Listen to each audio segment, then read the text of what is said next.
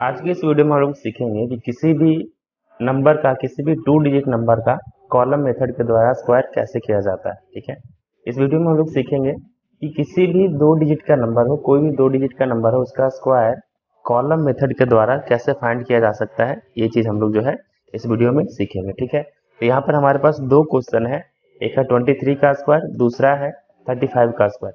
तो 23 का स्क्वायर और 35 का स्क्वायर फाइंड करेंगे हम लोग यहाँ पर कॉलम मेथड के द्वारा। ठीक है, और कॉलम मेथड के द्वारा ही यहाँ पर हम लोग सीखेंगे कैसे फाइंड किया जाता है। ठीक है, तो सबसे पहला क्वेश्चन ले लेते हैं। यहाँ पर सबसे पहला यहाँ पर क्वेश्चन जो है वो गिवन है 23 का स्क्वायर। ठीक है, ये गिवन है यहाँ पर 23 का स्क्वायर। तो 23 का स्क्वायर क्या होगा, इसको कॉलम मेथड के द्वारा फाइंड किया जाएगा। ठीक है, तो इसमें 23 जो है, इसमें 23 में 2 डिजिट है, एक 2 है और एक 3 है। यहाँ पर सबसे पहले आपको लिखना होगा गिवन नंबर क्या दिया है। यहाँ पर लिखेंगे गिवन नंबर इक्वल टू 23। जो नंबर दिया हुआ है वो है 23। तो 23 जो हमारे पास गिवन नंबर है, इसमें 2 डिजिट है, एक 2 है और एक 3 है। तो एक को a मान लिया जाएगा और एक को b मान लिया जाएगा। तो लिखेंगे यहाँ पर therefore a equal to 2 and b equal to 3। 3 को मान लिया b और 2 को मान लिया a। तो a और b जो है यहाँ पर हमने यहाँ पर देख लिया है। तो कॉलम मेथड के द्वारा जो सॉल्व करते हैं वो जो होता है इस फॉर्मूले के ऊपर डिपेंड करता है। a प्लस बी का जो होल स्क्वायर होता है, a प्लस बी का होल स्क्वायर वो होता है a square plus 2ab plus B square. ठीक है, तो इसी फॉर्मूला से ये बनेगा पूरा क्वेश्चन। 23 का स्क्वायर कॉलम मेथड जो होता है इसी फॉर्मूला के ऊपर डिपेंड करता है कैसे बनेगा। ठीक है, तो यहाँ पर आपको सबसे पहले जो है कॉलम ड्रॉ करना होगा, कॉलम बनाना होगा। तो यहाँ पे कॉलम बना लेते हैं। सबसे पहले 3 कॉलम बनाना होगा इस तरह से, ऐसे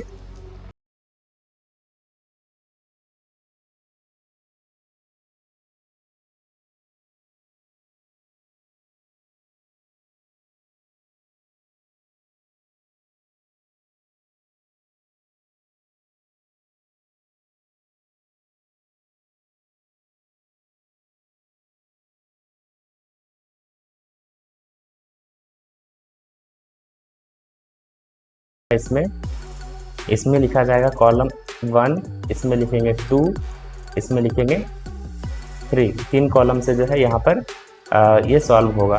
और इसमें लिखा जाएगा फॉर्मूला, यहाँ पर लिखा जाएगा a स्क्वायर, यहाँ पर लिखा जाएगा 2ab और इसमें लिखा जाएगा b स्क्वायर। ठीक है, इस तरह से इसको सॉल्व कर सकते हैं।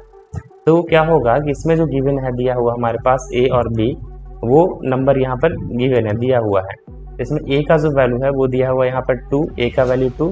तो जहाँ पर a स्क्वायर है वहाँ पर लिख देंगे 2 का स्क्वायर। ठीक है, जहाँ पर 2ab है तो 2 का तो 2 हो जाएगा, a का वैल्यू यहाँ पर गिवन है 2 इंटू b का जो वैल्यू यहाँ पर गिवन है 3। ठीक है, यहाँ पे b स्क्वायर मतलब 3 का स्क्वायर हो जाएगा यहाँ पर। तो 3 का जो स्क्वायर होता है वो हो जाता है यहाँ पर 9 और इसको मल्टीप्लाई कर देंगे, 2 मल्टीप्लाई 3, 2 टू 4 और 4 3 हो जाएगा यहाँ पर 12। यहाँ पर लिख देंगे 12। ठीक है, यहाँ पर 2 का जो स्क्वायर हो जाता है वो हो जाता है यहाँ पर 4, इस तरह से। तो क्या होगा, किस प्रकार से इसमें करना है कि यहाँ पर जो 9 बचा है एक सिंगल डिजिट है तो ये 9 हो गया, और यहाँ पर 12 है, 2 डिजिट है तो 12 का यहाँ पर 2 लिखना है, और 1 को जो यहाँ पर जो 1 बच गया एक डिजिट, इसको कैरी कर देना है आगे वाले में, यानी कि यहाँ पर 1 जो है प्लस कर देना है। 4 + 1 यहाँ पर हो जाएगा 5। ठीक है, तो इस तरह से जो 23 का स्क्वायर होगा वो हो जाएगा यहाँ पर, यहाँ से ले लेंगे 5, तो ये हो गया यहाँ पर 5। उसके बाद यहाँ पर आ रहा है 2, यहाँ से ले लेंगे 2 और यहाँ पे आया 9, तो यहाँ पर लिख देंगे 9। ठीक, इस तरह से 23 का जो स्क्वायर आया वो आया 529। ठीक है, तो ये हमारा फर्स्ट क्वेश्चन हो गया। इसी प्रकार से सेकंड क्वेश्चन जो कि 35 का स्क्वायर है उसको भी आसानी से हम लोग सॉल्व कर सकते हैं। दूसरा क्वेश्चन लिख लेते हैं यहाँ पे 35 का स्क्वायर। सेकंड क्वेश्चन जो है वो है 35 का स्क्वायर, इसका वैल्यू हमको फाइंड करना है कि 35 का स्क्वायर क्या होगा। ठीक है, तो यहाँ पर भी आपको कॉलम बनाना होगा। तो यहाँ पर कॉलम बना लेते हैं सबसे पहले। तो कॉलम इस तरीके से बनेगा, यहाँ पर भी बनाना है ऐसे, इस तरह से। यहाँ पर भी 3 बनाना है, 1 2 और 3। ठीक है, यहाँ पर कॉलम नंबर लिखना है 1 2 3, और यहाँ पर a 2ab a स्क्वायर, यहाँ पे लिखा जाएगा a स्क्वायर, यहाँ पर 2ab और यहाँ पर b स्क्वायर का कॉलम।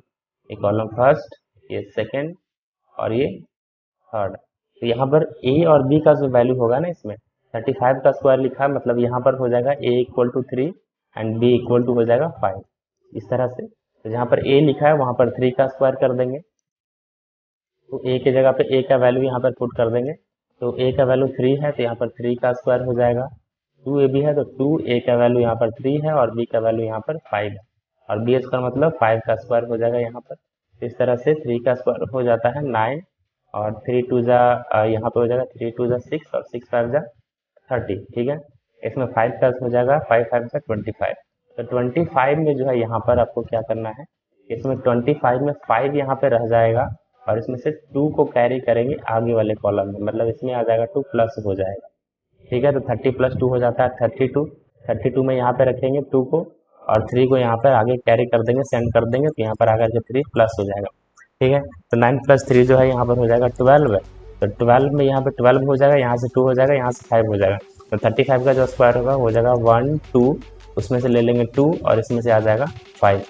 1 2 2 5 जो है 35 का स्क्वायर हो जाएगा, ठीक है। इस प्रकार से ये इसका आंसर हो गया। मतलब किसी भी क्वेश्चन का, ये जो क्वेश्चन आया है वो आपका 8 क्लास में से आया है, क्लास 8 का ये क्वेश्चन दिया हुआ है। तो कहीं पर भी अगर ऐसा दिया रहे कॉलम मेथड के द्वारा स्क्वायर निकालना है, स्क्वायर फाइंड करना है, कॉलम मेथड से कैसे किया जाता है वो आपसे पूछा जाएगा। तो इस मेथड के द्वारा आसानी से जो हम लोग है वो सॉल्व कर सकते हैं, बता सकते हैं किस तरीके से सॉल्व किया जा सकता है, ठीक है। बाकी अगर वीडियो पसंद आया है तो वीडियो को लाइक कीजिए, चैनल को सब्सक्राइब कीजिए और दोस्तों के साथ में शेयर कीजिए। Thank you.